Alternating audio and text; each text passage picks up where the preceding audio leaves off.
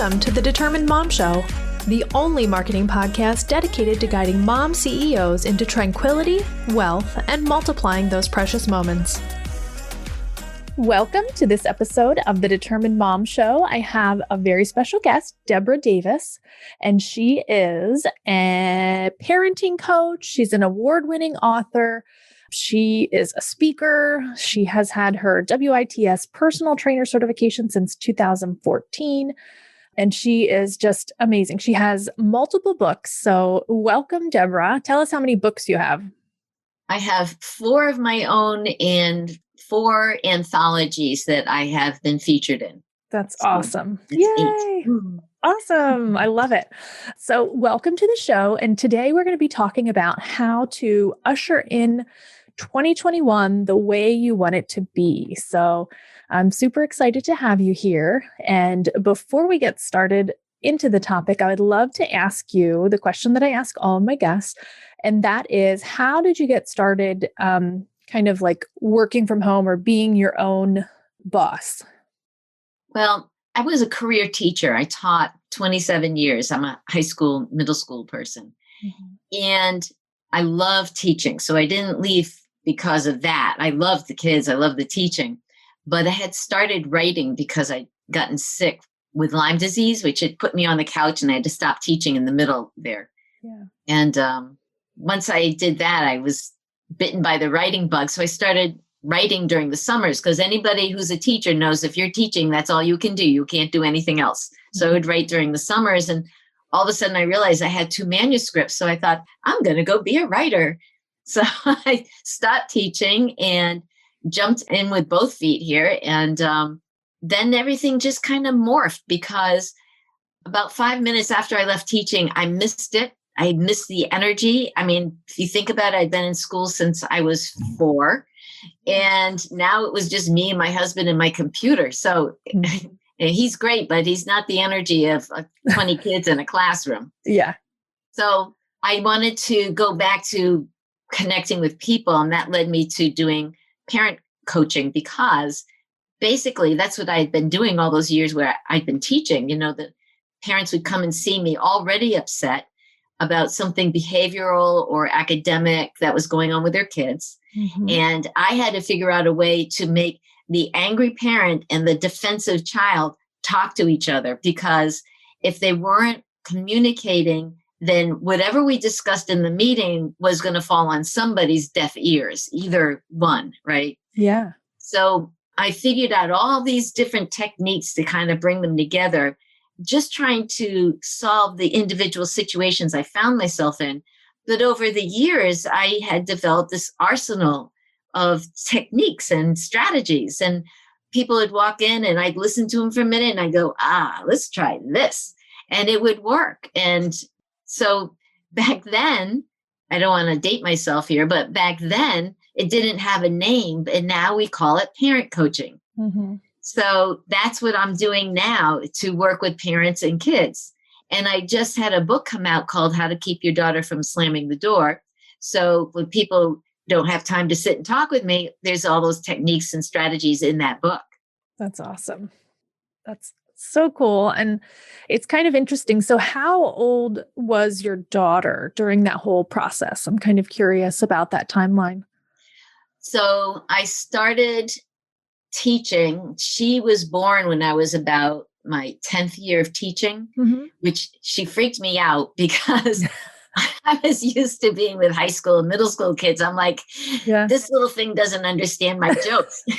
What do I do with this thing? Yeah. Yeah. She cries. Yeah. So I spent her single digit years worrying that I was screwing up her life, which I'm sure no other mother does. And I'm sure I'm the only mother who worries about screwing up her kid's life. Totally. But by the time she got to middle school, I was ready for her. You know, she was like right there in my zone. I knew what was going on before she did. And it was wonderful. So book didn't come out until she was out of high school. Yeah. I didn't start writing till she was a junior in high school, because that was the year I got sick. Okay. So I started writing 2 YA novels. That's where I began. It was all with fiction. Oh, that's And cool. one's called Fairly Certain and the other one's called Fairly Safe. And they're both humorous suspense, which I'm pretty sure is not a genre, but It could I be. like I mean, I things. think that sounds actually like right up my alley. And I always write things with surprise endings because I like surprise endings. Mm-hmm. Yeah. So those were the two books, the two manuscripts I had when I stopped teaching. I thought, ooh, I'm going to be a fiction writer. But I really miss the interactions with people. Yeah. So it's been about 5 years, I guess. That's awesome. I love it. Awesome. I love that you have written the book about parenting daughters in particular, because I definitely myself find that is a challenge, like I think I could deal with boys. Like I'm like a tomboy. Like when I was little, I like always played with my cousins and like I understood boys better. Yeah. So here I am with like 3 girly girls, and I'm looking forward to reading your book. So, Well, it will help. Everything helps because whether you're parenting a daughter or parenting a son, it's all about the bottom line. It's all about relationships and how you conduct yourself in a relationship and how you perceive the other person in your relationship, because that whole perception is basically your reality. Whether it's a real thing or not, it's your reality. So you have to figure out how to get past perception and find out what is actually real. Yeah. Okay. So that's a really good segue into our topic, because I think all of our, I guess, maybe expectation of 2020 went out the window in March. Like it just got thrown out the window. Everything that we had planned, every whatever was just gone. So how can we go into 2021 with that type of mindset of like the expectation and the reality and all of those things? The first thing I would say is that you have to wrap your mind around what the new normal really is. The new normal is change. If you are waiting for the dust to settle and you're saying, okay, as soon as the dust settles, then I'll be able to get my ducks in a row and I'll be able to move forward, that's not going to serve you well, because your ducks are going to get joined by other ducks, and some of your ducks are going to leave, and some of your ducks are going to wobble, and you're not going to get them all in a row. That's not what's going to happen. This is about change. And people's fear is making them want to be searching for normalcy, repetition, routine. Their fear makes them go that way. But the reality is, if you're a parent, you have change all the time. Every single time your kid goes into a new grade, it's all change. It's new teachers, it's new rules, it's new settings. And every time school ends, you end up with a different summer with a different age kid. It's all different. It changes all the time. And then in August or September, it all changes again. And we're okay with that because we're expecting that change. So if we can wrap our minds around that this life, this world is going to keep changing, then all we got to do is say, I'm going to be like a person surfing a wave. You just keep adjusting and then you just ride that wave. It's going to be okay. All you have to do is say, I'm not going to try to keep holding on to something like it's going to be permanent. Go with the flow, roll with the changes and accept the change, and you will feel so much more comfortable. And your anxiety will be reduced, and you won't be conveying that anxiety to your kids. Your kids won't be assimilating. As soon as this is done, then things will be okay. You don't want them to be thinking that way. You want your kids to be saying, I see what's going on and I'm okay. And the way you can convey that to your kids is you need to say to them, you know what? Things are going to change. Whatever's going on in your school right now, that might change, but it's okay because we will handle it. And if I don't know what to do, then I will find someone who knows what to do and we will handle it. So you don't have to worry. You could just relax. You could just be the kid. You can work on your studies and work on having fun. I got your back. It's going to be okay. That's awesome. And while you're telling your kid that, what do you think that's going to do to your peace of mind? It's going to make you believe it and, start adopting those thoughts as well. That's right. Yeah. That's right. Your body doesn't know the difference between fake words and your real words. They just like, oh, yeah, okay, we got this. It's Yeah. going to be okay. Yeah, that's good. And So even that's if how you you don't want to believe function it, in the new year, yeah, right? awesome. So even if you don't believe it, you should be saying it, and eventually you're going to believe it and, feel that way as well. Well, biologically, yes, I was a science teacher. I'm a science geek. Okay. Biologically, using positive words creates hormones in your body of a positive nature. Using negative words like cussing Mm-hmm. creates an inflow of negative hormones or stress hormones. I shouldn't say negative hormones. They are our hormones. Mm-hmm. They are the stress response hormones. And you can fool your body in so many ways to produce those hormones, even the happy ones, even when you are not happy. And even if you don't believe what I'm saying is true, because your body isn't able to tell the difference. Like smiling. When you smile, you use all these muscles and they trigger the nerves that talk to your brain. And then your brain says, oh, we got to get out those hormones. And you get these bursts of happy hormones.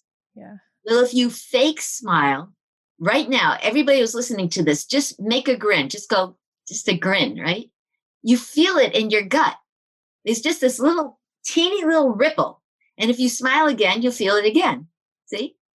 And that's because your brain, your body can't tell the difference between a real smile and a fake smile. So when you are feeling tense, down, low, angry, fake smile. You don't have to let anybody see it, just fake smile. However, if you're at work and people don't know that this is what you're doing, I don't do it because they will think you're a crazy person. You need to explain to them that this is a way I'm releasing stuff. Yeah. And also tell your kids about this so that they can use this tool. Because if you grin at them in the middle of a fight, they're going to think, okay, mommy just went over the edge. Yeah.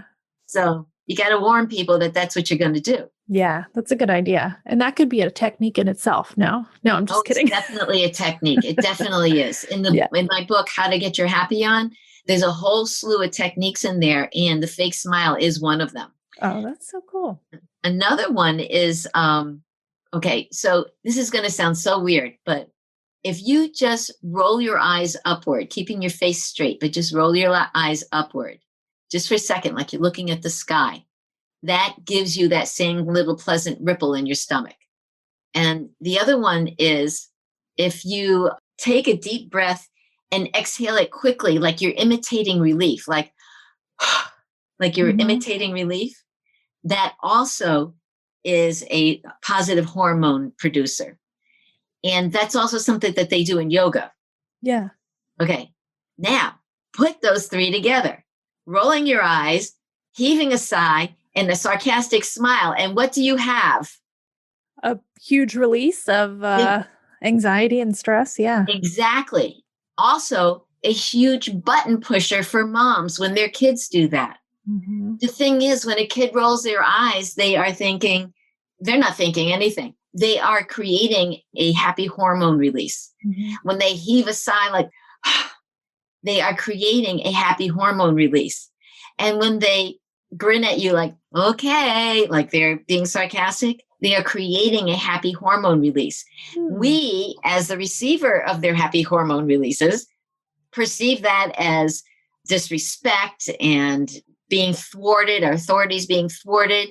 Instead, I'm saying reframe this, because if you can reframe this kind of thinking with the those exasperated visions of your children, but also your significant other or your parents or your siblings or whatever, if you can reframe that as, number one, I am being witness to the fact that this person is not coping.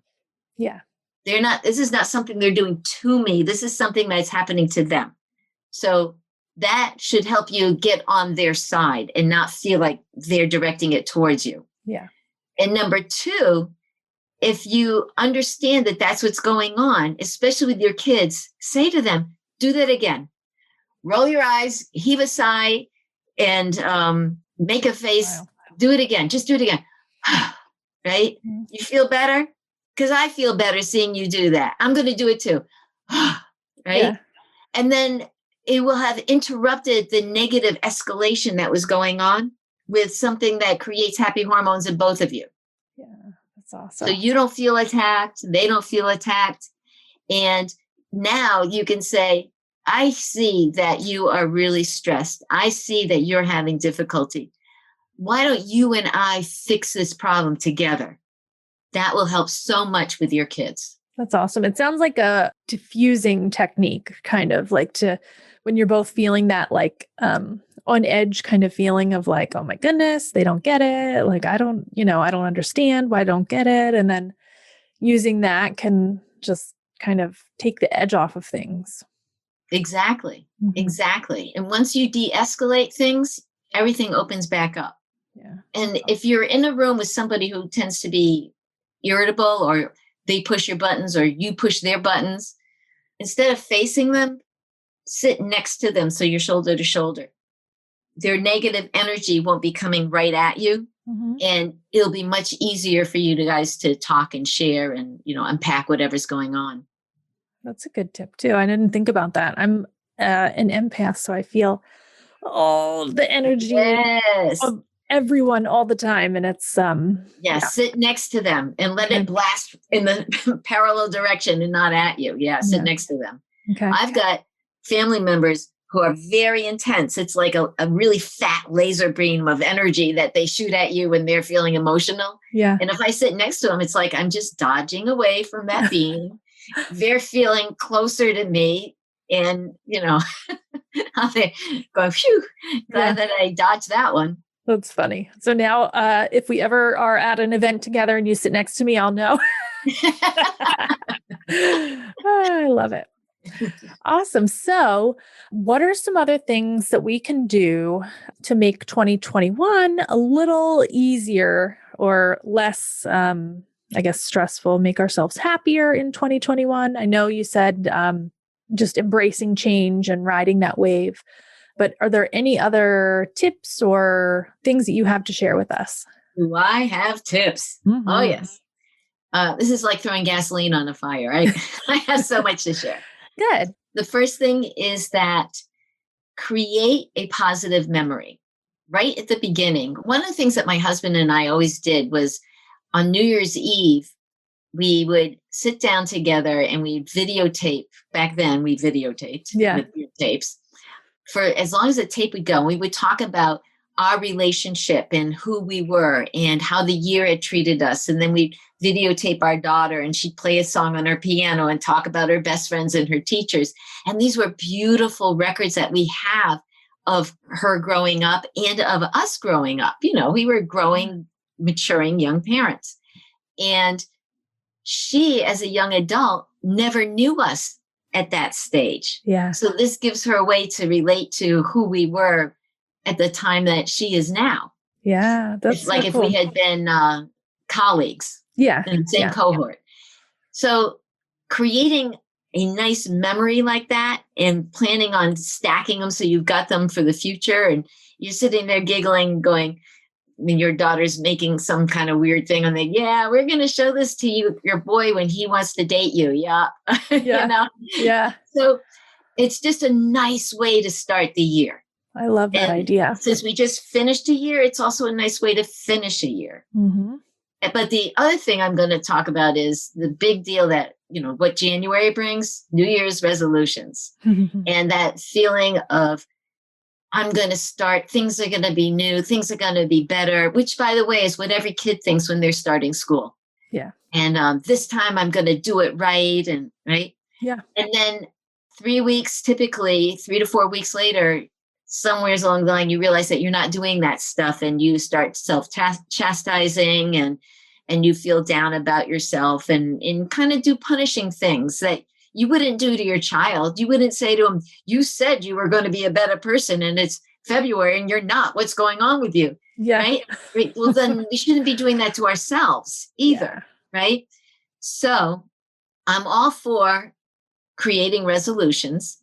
I think that New Year's Eve is kind of an arbitrary thing. That's like the financial year. For me as a teacher, it was always September and June because those were the beginning of summer, beginning of school, beginning of summer, right?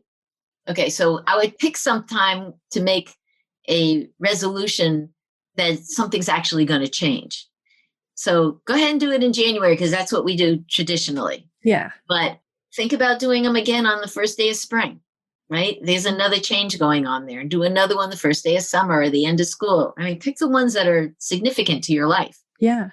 Now, the reason why resolutions fail is because people don't understand what they're wishing for. So many times they are thinking, I just want things to be better, which is a wish. And if you have a magical fountain to throw a coin in, that might come true. But you have to do something specific in order to do it.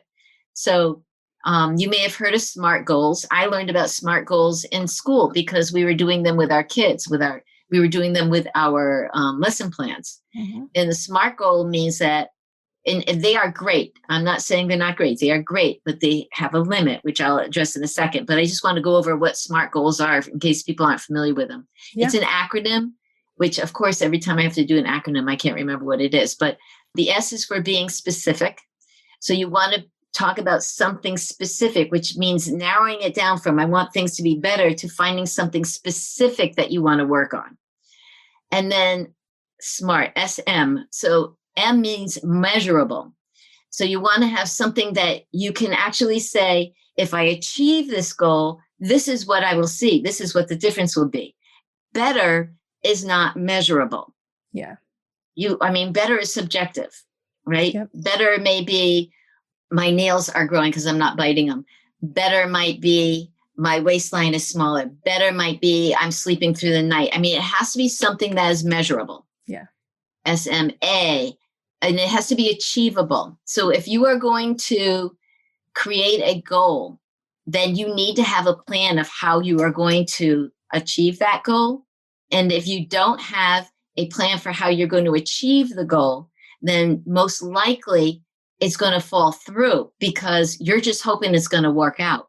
So you have to have a plan so you can achieve your goal. You have steps, have reminders. That's a real big one, which brings me to the R.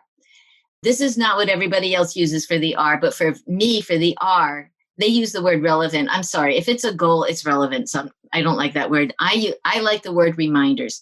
If you're going to create a SMART goal for yourself, then you need reminders because this is not something that you usually do. So life is going to take over. So you need reminders. And then the last one is time. The T is time. You need to have a deadline for it. Let's put it that way. You need a time frame for when this is going to be accomplished. So if you say, I just want things to be better, do you mean in this decade? Do you mean this week? By the end of today? You need to have a time deadline set for it. Yeah. So that's what SMART means for the SMART goals. But the part that you have to pay attention to is that if you are going to do a New Year's resolution, it isn't just a vow, I'm going to change things. What you're talking about is a lifestyle change. I'll give an example of something that I went through, which was not resolution related. Okay. But when I got ill, it was Lyme disease. Yeah. And the first time I was very ill. I won't go into that. The second time I got Lyme, which was about 5 years later, I had read that you could get rid of Lyme without taking antibiotics. And I already knew that antibiotics had messed me up so much because I'd taken them for so long. Yeah. And I went to a naturopath and I said, this is the method that I found online. And she goes, no, I want you to take the antibiotics. And I said, look, I'm going to do this. So I'm going to do it with you or without you. So she goes, no, it's better to do it with guidance. So she went through the protocol. She picked and chose things that she thought were specific to me. And we did this, but I had to change the way I ate. Mm-hmm. And I can count the things I was allowed to eat on my fingers. Wow. I could drink water, filtered water. I could not have water out of a plastic bottle at all. Mm-hmm. I could have fish and fowl, no shellfish. I could have green vegetables, carrots, onions, garlic, rice, and olive oil. So that's it? That was it. Wow. So what happened was, and she said, if you can't stick to this diet, then you have to take the antibiotics because this isn't going to work. Mm-hmm. And it worked. So first of all, it worked. Second Good. of all, if you know anybody with arthritis, that's the same thing you're supposed to be eating. If you know anybody with cancer, that's the same thing you're supposed to be eating. Okay. And I ended up going organic with all of this. The idea is that your body only has so many resources for fighting the things that are in it. And if you're putting stuff in it that's bad for it, then it has to divide its time from taking care of your disease to taking care of what you just ate. Mm-hmm. So removing the plastic from the plastic in the water, removing the chemicals from the corn, the chips that you just ate or whatever. Yeah. So your body is at half functioning level when you put that stuff in it. When you stop putting that stuff in it, it says, all right, I'm ready to get down and to get to work, and I'm going to work on the thing that's bothering me. So I'm going to go after the problem. So that was a lifestyle change. But in my head, it was temporary because I was thinking when I get better, it's strawberry shortcake and bread, right? So I got better, got my clean bill of health, and ate crap for a month and got myself so sick that I said, all right. Then I learned about elimination diets and that you can test what it is that is making you sick. And basically, it was anything that's GMO related was making me sick. Genetically modified organisms, for people who don't know what that is. Yep. These are things that have been genetically engineered for a variety of reasons, which I shan't go into. And I'm not saying all GMOs are bad. All I'm saying for a fact is that no one has ever tested the interaction of GMOs with each other. So if you're eating GMO corn and GMO wheat, no one's ever tested what happens long range if those are together. No one's ever tested if you're taking blood pressure medication, the long range effects of having GMOs with it. So all I'm saying is the jury is still out. And until then, if I'm being super cautious, and it turns out I didn't need to be, it's like, oh, well. Yeah. It's better to err on the side of caution, right? Yeah. Exactly. And eating on properly has made me slender by default, which I'm okay with that. Yeah. I would be okay with that too. So the whole thing about a change in lifestyle is what you have to do with a New Year's resolution. And people aren't willing to do that. They're willing to change something so they can have a short-term reward. Yeah. And that's why things fail. Okay.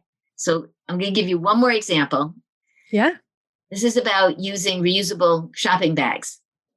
I wanted to use reusable shopping bags. I was using my single-use plastic bags repeatedly. I was using those for garbage and for things like that. So they were all getting a second use. But when they started making single-use shopping bags back in the 80s, I was like, oh, yeah, I'm going to do that too. So I bought a couple and forgot to bring them in. Yeah. And then I thought, oh, man, so I'll put them by the door. So I forgot to bring them in. So I thought, oh, I'll put them in the car. So I forgot to bring them in. Yep. And then it was just driving me crazy because, I mean, I was really happy. I was starting to remember them, but I wasn't doing it. So I said to myself, okay, if you forget to bring them in there, then you have to buy new bags. And you can't use disposable ones. You have to buy a new bag in your groceries. Yeah. I had so many bags. Because you always forgot them? I always forgot them. I love it. I had them in the backseat of my car. I had them in the trunk of my car. I had them by every entrance of my house. And they were nestled. I had lots of bags in the bag. Yeah. And then finally I said, all right, if you're not going to bring the bags in, then you don't get a bag. You just put the stuff in the cart and you have to wheel the cart out to the car and bag them at your car. Because my car was filled with bags. Yeah. Finally, I started bringing bags in. Oh, that's good. And it became a habit. And I now am at the point where I bring grocery bags in 100% of the time. But I'm at like 50% of the time if I'm going to a different kind of store. Like if I go to a hardware store, if I go to a clothing store, I'm just now beginning to bring my bags in with me. But I am doing it. That's good. So the reason why I'm saying this is because that whole process was like 8 months Hello, 8 months. Wow. And I was really devoted to the concept. Yeah, definitely. I even had bags in my husband's truck, Yeah. in case we went to the store. So the point is, the R in SMART is about reminders. So I put reminders now. I know this now. I didn't know this with the bags. This is actually how I got the bags over the edge. I finally started bringing them in. I put a reminder eye level at my door when I was leaving that front door. I'd go out the front door, I'd see that reminder. And for other things, like if I want to make sure I exercise before I go to bed, I put it on the bathroom mirror.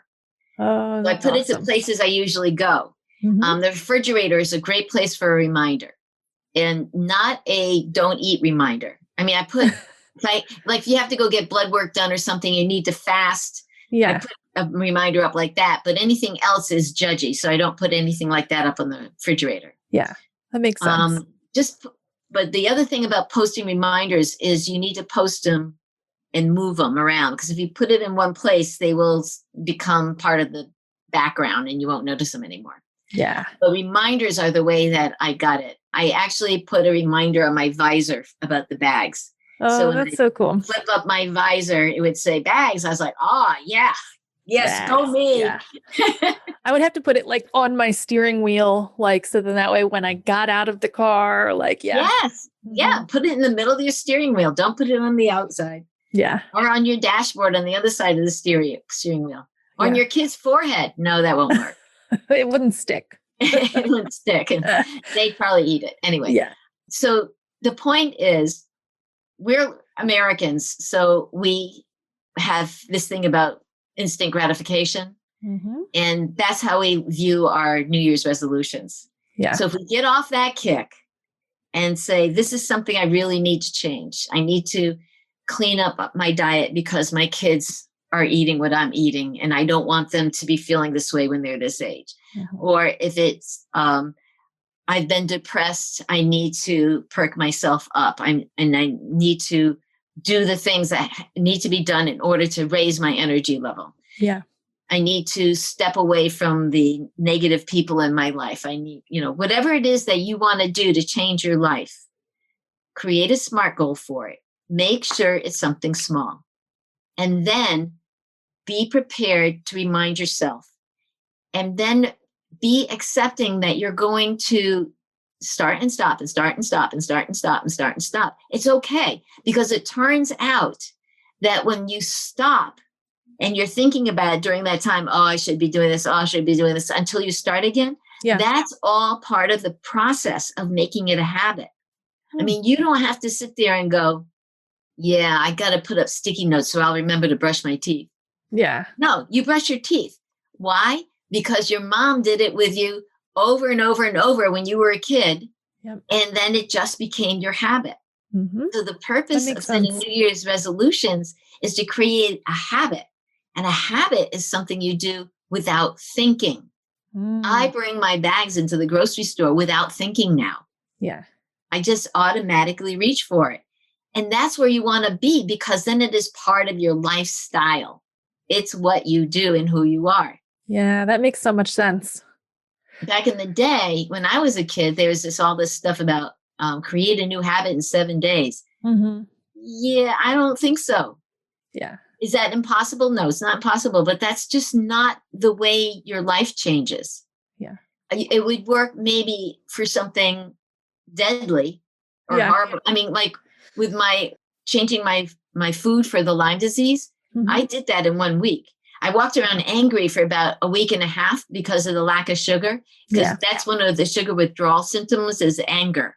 Mm-hmm. I was angry, and I had to keep excusing myself from our family so that I wouldn't get mad at them, because I knew that that's what was going on. I'd read up on it.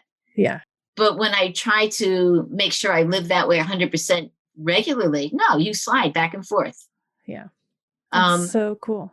But when you are going to start and stop and think about it, that's all part of the process that makes it part of your habit. So you don't have to waste your time saying, oh, I can't believe I didn't do it, and do that blaming stuff, because that actually derails it. Mm-hmm. If you stop then you say, you know what? I'm not doing it today. And that's my choice. But I know I will get back to it and it's okay. Yeah. I'm good with that. This is my decision. That's awesome. That is huge because I do that all the time. We all do. Yeah, that's We awesome. all do. I mean, I'm sitting here. I've done so many things in my life working through this process, but I catch myself going, oh man, I should have done that. Yeah. And I have to go, wake up. No, this is part of the process of turning it into a lifestyle change. Yeah, that makes so much sense. And I think that is going to help us all so much going into 2021 with different expectations than we had for 2020 and being able to, kind of evaluate how we want to be and how we want our life to be. And I really think that this year has given everybody that perspective, which is kind of a gift, even though it's been crazy. But it's been able to give people that time to really self-evaluate, evaluate everything in their life. And so then that way, using your tips and your advice, we can go into 2021 and really make it what we want and have those tools to know how. So that's awesome. Exactly. And I'm not saying it's easy because you're saying, I want this now. It gets a lot easier if you get rid of that. Yeah. If you get rid of that and you say instead, substitute it with, I'm on a journey, then it's much more positive. And if you do it and you are consistent all the way through, cheers to you. But if you're on again, off again, on again, off again, then you need to be objective and look at it and say, this is part of the process and this is expected and this is okay. That's awesome. That is life-changing, I think. Did you ever read the book, The Inner Game of Tennis? No. I'm going to write it down though. It's a philosophy book, really. But I used to teach this to my students when I was teaching high school. You have three people on the court, player A, player B, and the ref. So player A hits the ball and goes out of bounds. And they're like, oh, you stupid idiot. Why did you do that? I can't believe you did. And they're all down on themselves. Player B, their fists shoot up in the air and they go, yes, go me. All right. And the ref says, the ball is out. Yeah. The ref is on the side with no emotional swing, objectively looking at the situation and not judging it, just seeing it the way it is. The player A is looking at everything negatively. Player B is looking at everything in terms of themselves, which has nothing to do with them. The ball went out. It has nothing to do with them. Yeah. The objective is to be the ref when you're in a situation. So we'll go back to this business about the New Year's resolutions. So you say, I'm going to increase my exercise. So this is a specific goal. I'm going to increase my exercise. So by the end of March, I will be putting in an hour of movement every single day. Okay. So that's 3 months. And some days you're going to be doing it and some days you're not. But you're going to start gently and slow and you're going to move forward, right? Yeah. So on the day that you don't work out, player A would be going, oh, I can't believe you didn't work out. You should have. Now you're going to be behind your schedule, right? Yeah.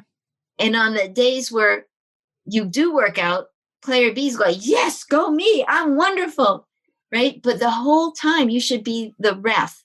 You should be saying, well, it looks like I'm able to work out 2 days in a row. And then the third day, I lose my motivation. So probably I need to take a break until I get stronger.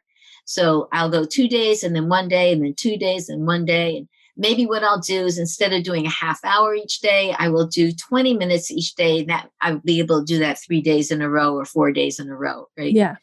So that's interesting. Taking that emotion out of it, really.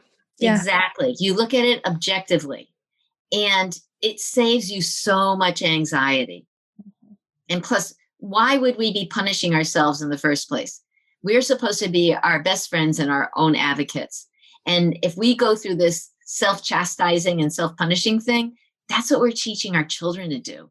And we don't want them living lives of guilt. Yeah, that's so true. I tend to internalize all of that. Yes. So yes. other people Everybody don't see listening it, to this, raise your hand if you tend to internalize all that. Yes, we all do it. totally. Yes. Yes. Yeah. But Yeah. the 100%. idea is to be the coach, the Mhm. ref, and say, I'm going to change that. I'm going to Yeah. work on that. I am in the process of working on that. And if I look back where I was this time last year, I'm actually in a better place than I was last year. Yeah. Because I'm motivated to work on it. I wasn't last year. Mm-hmm. That's So, awesome. That's huge. I'm definitely going to read that book, and I'm definitely going to read all of your books as well. oh, wonderful. Yeah. So tell the audience where the best place to connect with you is. I have a couple of places. If you are on Facebook and a mom, I have a mom group there called the Mom Meetup, Raising Confident Girls. You're all welcome to join. If you go to my website, DeborahAnnDavis.com, that's Deborah with an H, you can get a free copy of How to Keep Your Happy On. Awesome. How to get your happy on. Yeah. And there's a little experiment at the back of it on how music and media affect your mood. So it might be a little eye opener for people. Plus, it's a project you can do with your kids. Oh, that's so cool. And then, of course, there's my website, DeborahAnnDavis.com. And my books are wherever you get books. So Amazon, or if you ever want a signed book, you can send me an email at info@DeborahAnnDavis.com, and I can get a book to you signed. Oh, that's so cool. I might have to do that option instead of ordering it from some random place. So that's awesome. I love it.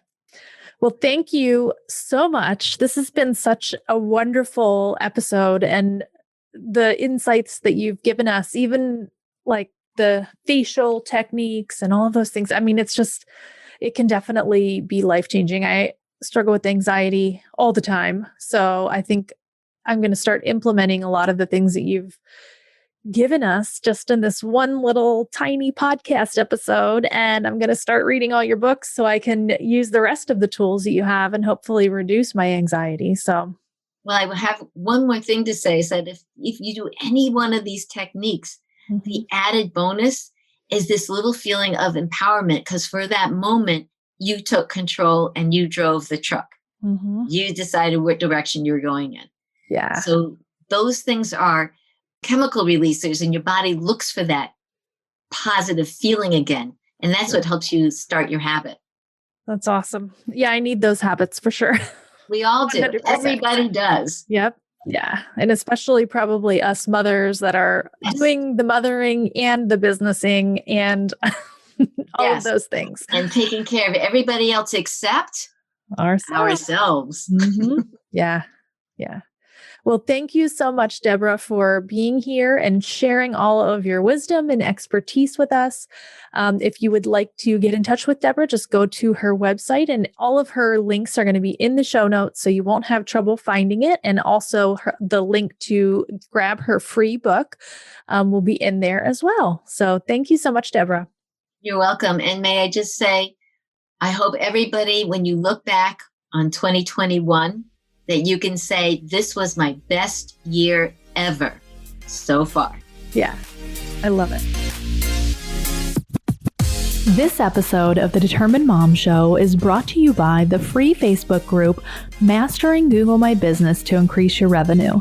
Inside of this group, you'll get insights into new features of Google My Business, and you'll learn how to master your Google My Business listing in order to increase your revenue. This is free to join, and you can find it on Facebook by searching Mastering Google My Business to Increase Your Revenue inside of the Facebook groups.